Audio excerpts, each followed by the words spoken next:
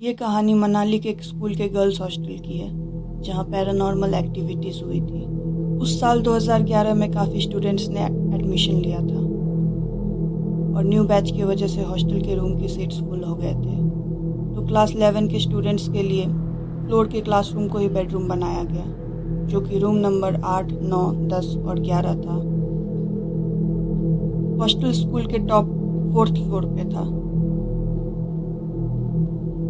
जैसे हर कॉलेज या स्कूल की एक आम बात है कि स्टूडेंट्स देर रात तक सेल्फ स्टडी करते हैं, वैसे यहाँ के भी सीनियर स्टूडेंट्स रात में देर तक पढ़ते थे। एक रात जब रूम नंबर 8 के सारे स्टूडेंट्स अपने रूम में सोने की तैयारी कर रहे थे, तभी उन्होंने नोटिस किया कि बहुत सारे चील रात में हॉस्टल की खिड़की के बाहर चक्कर लगा रहे थे। कुछ स्टूडेंट्स उन्हें देखकर घबरा गए और कहने लगे, चील गीदड़ तो रात में कब्रिस्तान के बाहर उड़ते हैं और यहाँ तो दूर दूर तक कोई कब्रिस्तान नहीं है। तभी उनमें से एक स्टूडेंट श्रेया कहती है, पर्दों को लगा दो और मत देखो उनकी ओर, सो जाओ सारे। जिसके बाद उनमें से एक लड़की पर्दों को लगाने खिड़की के पास गई तो एक गीदड़ अचानक से खिड़की के बाहर आ गया और उसकी तरफ देखने लगा। वो चिल्ला के पीछे भाग गई। सभी ने देखा उस गीदड़ की आंखें लाल दिख रही थी। सभी डर गए और तभी श्रेया ने हिम्मत कर पर्दा खींच दिया। अगली सुबह जब वो लोग उठे और स्कूल के लिए रेडी होने लगे, तभी उन्हें पता चला कि आज शहर में स्ट्राइक है, सो स्कूल बंद रहेगा। सब मिलके रात में हुए उस इंसिडेंट के बारे में एक दूसरे से बातें कर रहे थे। हॉस्टल के वॉशरूम में साफ सफाई चल रही थी, इसलिए कुछ स्टूडेंट्स सेकेंड और थर्ड फ्लोर के वॉशरूम में ब्रश करने के लिए चले गए। उस दिन स्कूल बंद था तो सभी क्लासरूम में भी ताले लगे हुए थे।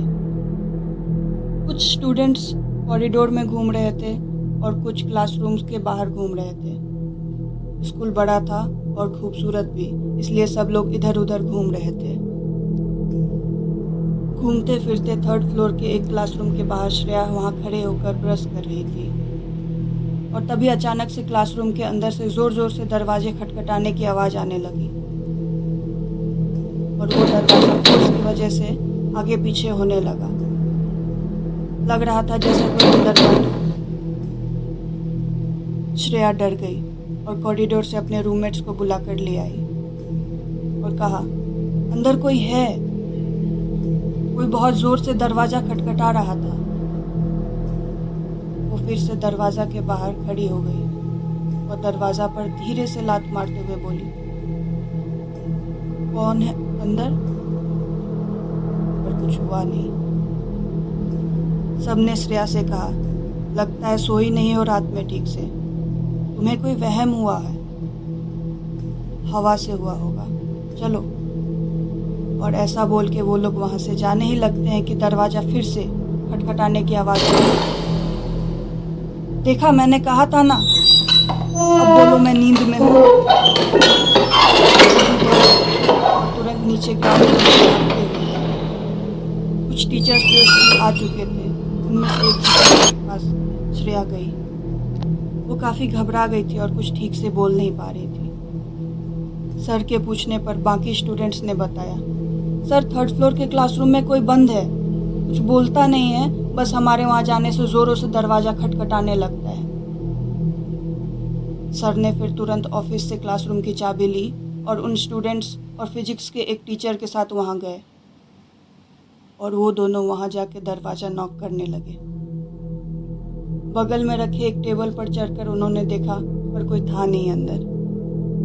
उन लोगों ने कहा, क्लासरूम के विंडोज खुले हुए हैं, हवा से हो रहा है, सामने खड़े होने से एयर ब्लॉक होता है तो ऐसे वाइब्रेशंस होते हैं, फालतू का डरो मत, कुछ नहीं है, जाओ तुम लोग हॉस्टल, आज वैसे भी छुट्टी है। उस समय सर की बात सुनकर सभी वहाँ से चले गए। फिर जब शाम हुई तो सारे स्टूडेंट्स घूमने और खेलने के लिए नीचे चले गए। बातों बातों में वॉचमैन को श्रेया के फ्रेंड्स ने मजाक में सब बताया। वॉचमैन ने भी हंसते हुए कहा, मत घुमा करो इधर उधर अकेले स्कूल में, हॉस्टल में रहो। श्रेया ने कहा, क्यों रहे हम बस हॉस्टल में जब हम कहीं भी घूम सकते हैं? तो हमारा लिबर्टी है। वॉचमैन ने कहा, तुम यकीन नहीं करोगी मेरे बातों का, पर यहाँ म्यूजिक रूम के अंदर काफ़ी बार लाइट जला रहता है। और एक बार जब हम देखने गए थे तो अंधेरा था। एक बार ऐसे ही अंदर गए हम देखने के लिए और अचानक से ड्रम बजने लगा। हम तो जैसे तैसे वहाँ से भागे मालिक की कृपा से। और म्यूजिक रूम भी 3rd फ्लोर पर ही है। वहीं से हॉस्टल की पहली वार्डन ने आत्महत्या किया था। अब ऐसा है कि नहीं, पर कुछ पुराने स्टूडेंट्स का कहना था कि कोई औरत वाइट साड़ी में नजर आई थी और कहती थी, चलो जाओ हॉस्टल जाके पढ़ाई करो वरना तुम सबके बाल काट दूंगी। ये सब भूतिया हरकत होने के कारण हॉस्टल तो बंद हो गया था। वैसे 2 सालों में कभी कुछ नहीं हुआ है, पर तुम लोग मत जाया करो इधर उधर। 2 महीने बीत गए और सब कुछ ठीक से चल रहा था। ठंड बढ़ने लगी थी, जिसके वजह से सारे काम सवेरे हो जाया करते थे। हॉस्टल के स्टाफ्स और कुक भी तकरीबन 8 साढ़े 8 बजे तक खाना बनाकर और साफ सफाई करके 1st फ्लोर में अपने स्टाफ रूम में चले जाया करते थे, क्योंकि एंट्री गेट 8:30 बजे तक बंद करने का ऑर्डर था। मेन गेट 1st फ्लोर पे था, इसीलिए वॉचमैन सारे स्टाफ्स के आने के बाद उसे बंद कर देता था। एक रात श्रेया और उसके दोस्त कॉरिडोर में स्टडी टेबल पे रात में पढ़ाई कर रहे थे। तभी उन्होंने 3rd फ्लोर पे संजय भैया, जो कि हॉस्टल के कुक थे, उनको घूमते देखा। तभी श्रेया के दोस्त ने आवाज़ देकर बोला, ओ भैया, जाओ सो जाओ, अभी घूमने का टाइम है, वो भी 3rd फ्लोर पे। रुको, अभी आपकी वार्डन से कंप्लेन करती हूँ, इसने आपको इधर आने दिया।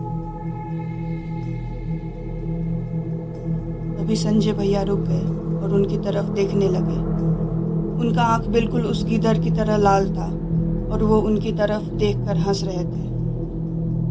उन्होंने लड़की की आवाज़ में बोला, हॉस्टल जाके पढ़ाई करो वरना तुम सबके बाल काट दूंगी। वो दोनों चिल्लाते चिल्लाते वहाँ से अपने रूम भाग आए और तुरंत ये बात आग की तरह पूरे हॉस्टल में फैल गया। रात भर तो सबकी नींद उड़ गई। वार्डन भी काम से बाहर गई थी। और अगली सुबह श्रेया और उसके दोस्तों ने संजय भैया से पूछा, आप 3rd फ्लोर पर कल रात क्या कर रहे थे? क्यों घूम रहे थे वहाँ पे? और लड़की की आवाज़ में क्यों बोल रहे थे आप? तो संजय भैया ने बोला, पर क्यों आता मैं? दरवाज़ा तो बंद हो जाता है, वो भी 9 बजे, और मैं तो 9 बजे सो गया था। और घूमना होता तो इतना बड़ा कैंपस है और 1st फ्लोर भी काफ़ी बड़ा है, मैं नीचे क्यों नहीं घूमता, ऊपर क्यों आता? अपनी माँ की कसम, मैं तो सो गया था। संजय भैया से ये सब सुनने के बाद सारे स्टूडेंट्स वार्डन के पास गए और उनको सारी बातें बताई। कैमरा के फुटेज में संजय भैया 9 बजे के बाद सुबह 6:30 बजे ही अपने रूम से निकले और 3rd फ्लोर पर कोई भी नहीं था। श्रेया और उसके दोस्तों ने हॉस्टल छोड़ देने का फैसला कर लिया और ऐसी भूतिया घटनाओं के एक के बाद एक होते रहने से कुछ दिनों में हॉस्टल को भी बंद कर दिया गया। अगर आपको मेरी स्टोरी पसंद आई हो तो मुझे सब्सक्राइब करें और कमेंट शेयर के साथ लाइक करें। जल्द ही आपसे मुलाकात होगी एक नए किस्से के साथ।